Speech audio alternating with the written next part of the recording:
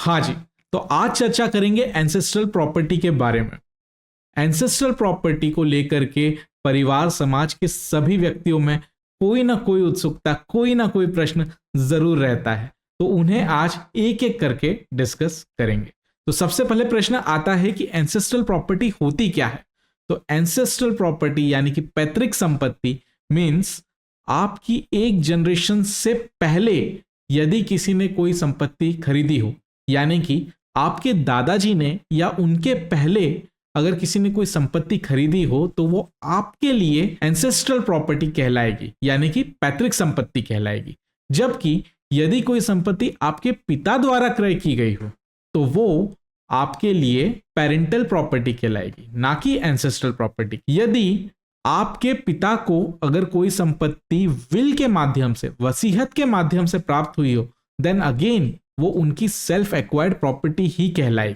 तो this is the basic difference कि एक जनरेशन पहले यानी पिता के पहले मीन्स दादाजी ने या उनकी जनरेशन के पहले अगर कोई संपत्ति आपके परिवार में किसी ने खरीदी है तो वो आपके लिए एंसेस्ट्रल प्रॉपर्टी कहलाती है। तो ये तो प्रश्न हुआ कि एंसेस्ट्रल प्रॉपर्टी होती क्या है।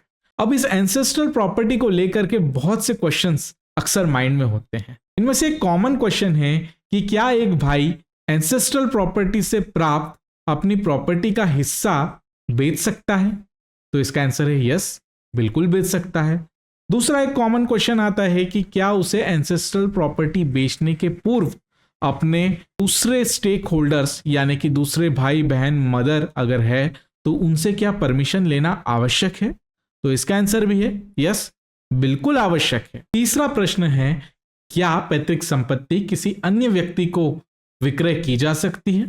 तो इसका आंसर है हाँ, बिल्कुल की जा सकती है with permission to other stakeholders. Then चौथा प्रश्न है क्या अगर संपत्ति दूसरे किसी व्यक्ति को विक्रय की जा रही है तो क्या अन्य भाई बहन या जितने भी स्टेक होल्डर है उनमें से कोई इस पर आपत्ति ले सकता है? तो हाँ, बिल्कुल ले सकता है। अब इन्हीं सभी प्रश्नों को डील किया गया है ऑनरेबल सुप्रीम कोर्ट द्वारा in case of Babu Ram versus Santokh Singh. इस केस में एक ब्रदर ने अपना हिस्सा, पैतृक संपत्ति में से अपना हिस्सा किसी थर्ड पर्सन को सेल कर दिया था। अब जो दूसरा ब्रदर था उसने कोर्ट में केस फाइल किया कि नहीं, इस संपत्ति को बेचने से पहले मुझसे पूछा नहीं गया।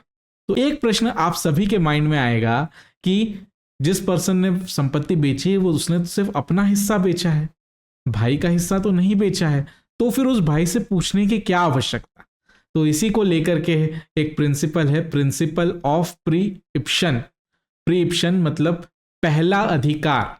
पहला अधिकार किसके पास है? कोई संपत्ति अगर विक्रय के लिए उपलब्ध है तो पहला अधिकार एज पर प्रिंसिपल ऑफ प्रीइप्शन जो है वो ब्रदर्स के पास है, जो ऑलरेडी उस प्रॉपर्टी के स्टेक होल्डर्स हैं उनके पास है। और इसी का ग्लिम्स, इसी को डिटेल किया गया है सेक्शन 22 ऑफ हिंदू सक्सेशन एक्ट में। तो सबसे पहले देखते हैं सेक्शन 22 ऑफ हिंदू सक्सेशन एक्ट कहता क्या है। Section 22 preferential right to acquire property in certain cases. Point number 1 where after commencement of this act an interest in any immovable property of an estate or any business carried on by him or her, whether solely or in conjunction with others, devolve upon two or more hires specified in class 1 of the schedule, and any one of such hire proposes to transfer his or her interest in his or her interest in property or businesses, the other heirs shall have a preferential right to acquire the interest proposed to be transferred। मतलब अगर कोई भी पैतृक संपत्ति का कोई हिस्सा अगर कोई एक स्टेक होल्डर, कोई एक ब्रदर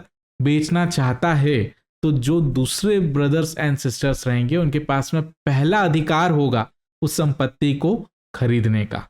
तो जब कभी भी आप कोई भी एंसेस्ट्रल प्रॉपर्टी बेचने जाएं, उसका कोई हिस्सा बेचने जाएं, तो सबसे पहले अपने जो दूसरे भाई बहन हैं, मदर है, उनसे पूछे कि क्या वो इस संपत्ति को खरीदना चाहते हैं।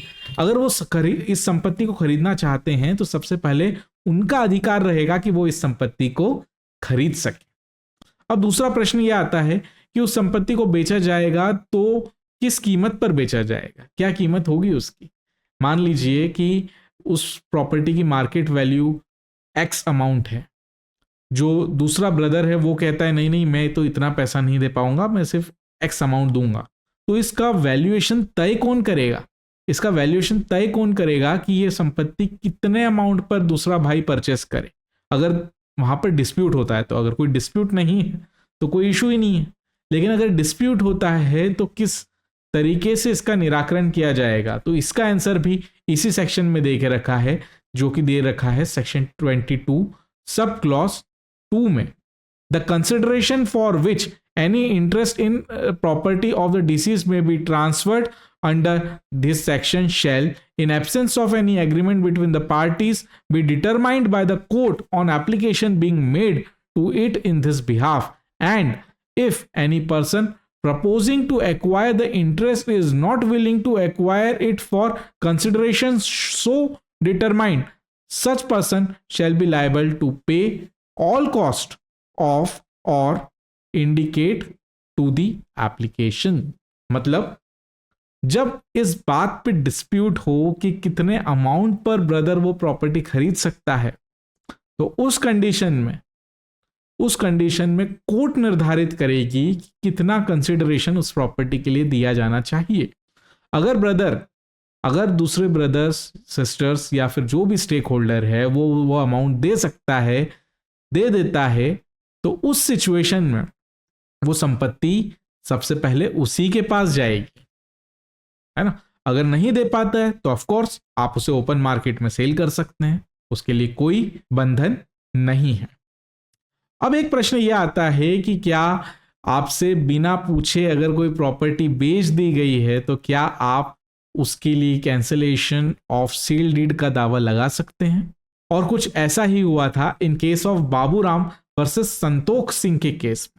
इस केस में ऑनरेबल सुप्रीम कोर्ट ने यह हेल्ड किया कि ब्रदर को बिना पूछे जो प्रॉपर्टी सेल की गई है तो इसमें दूसरे ब्रदर का प्रीइप्शन राइट है जिसका वॉयलेशन हुआ है, और इसीलिए ऑनरेबल सुप्रीम कोर्ट ने जो एक ब्रदर ने बिना परमिशन लिए सेल डीड की थी उसे नल एंड वॉइड कर दिया, और साथ में कंसिडरेशन भी डिसाइड किया कि एक पर्टिकुलर अमाउंट में दूसरा भाई इस प्रॉपर्टी को परचेस कर सकता है।